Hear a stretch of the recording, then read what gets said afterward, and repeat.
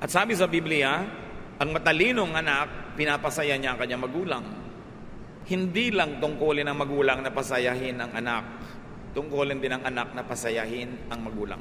Pero mga anak, hindi kasalanan ng mga magulang nyo na wala sila sa inyong presence. Kaya nga sila wala para kayo buhayin. So don't make them feel guilty for not being there in your graduation kasi wala ka naman pang-enroll kung hindi siya nag-abroad. Don't make them feel guilty na wala siya sa bawat birthday nyo o ganitong okasyon. Hindi niya gustong wala siya doon. Nauobliga lang siya at mahihirap din sa kanyang loob na wala siya.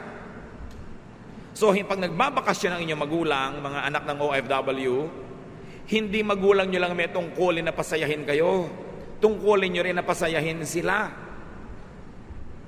Dahil bawat hotdog, bawat tosino, bawat kanin, bawat ice cream, bawat lollipop na inilalagay nyo sa inyong sikmura ay galing sa pagpapagod na inyong magulang. Samantalang yung tatay nyo, nag-iisa abroad, siya ang naglalaba, siya ang namamalansya, siya ang nagluluto, siya ang kakain, siya maghuhugas ng plato. Pag may lagnat siya, siya din ang naglalagay ng sukang iloko, kung meron man, sa kanyang noo.